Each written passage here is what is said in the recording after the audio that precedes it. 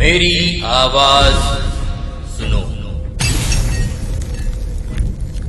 मेरी आवाज सुनो, मेरी आवाज सुनो, मेरी आवाज सुनो।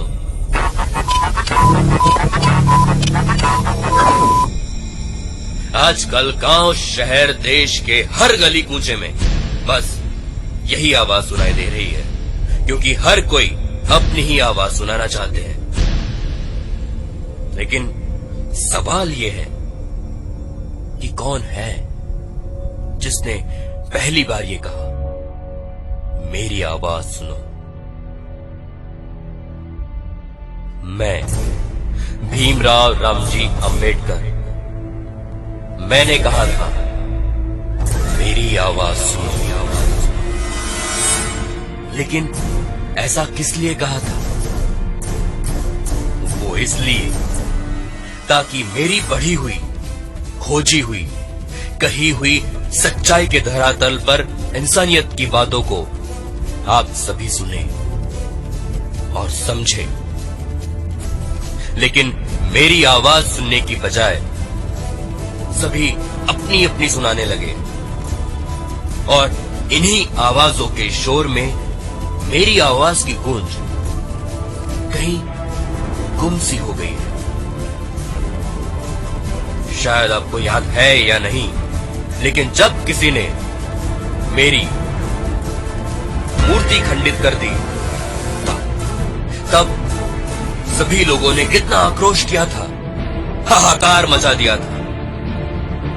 मैं उनसे कहता हूं, मैं भीमराव रामजी अंबेडकर आज खुद अपनी इच्छा से अपने सर को अपने धड़ से अलग करता हूं। क्योंकि तुम सब जिस हाल में जी रहे हो, उन हालातों में मैं तुम्हें हरगिज नहीं टेक सकता। जो झूठ तुम बोले जा रहे हो उन्हें मैं सुन नहीं सकता।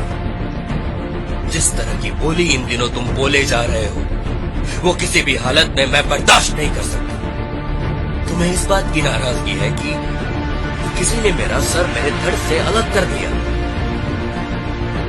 लेकिन मुझे इस बात की कोई नाराजगी नहीं, ना ही कोई शिकायत है मुझे, क्योंकि यहां मुझे तुम सब के सब बिना सर के दिखाई दे रहे हैं। क्योंकि यदि तुम्हारे धड़ पर सर होता, तुम्हारी आंखें होती, कान होते, जुबान होती, दिमाग होता। लेकिन जब मैं तुम लोगों को देखता हूं तो इनमें से कोई भी अंग तुम्हारे पास है ऐसा मुझे नजर नहीं आता। और जानते हो ऐसा क्यों है?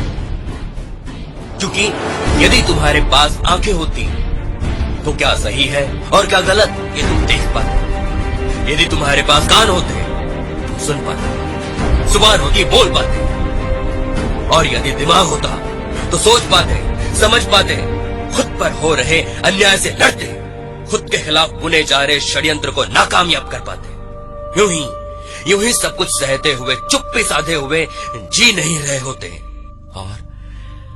और अगर इसी तरह से जिंदगी जीने का तुम लोगों का मकसद बन चुका है तो मैं किससे बात करूं, किसे समझाऊं? और भला क्यों?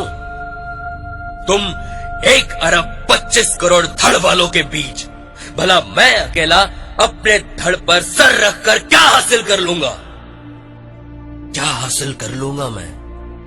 यदि तुम मेरा सर जोड़ना चाहते हो तो जलाओ मत, बसाना सीखो, लड़ो, मगर आपस में नहीं, बल्कि भ्रष्टाचार, बेरोजगारी, अत्याचार, निरक्षरता से।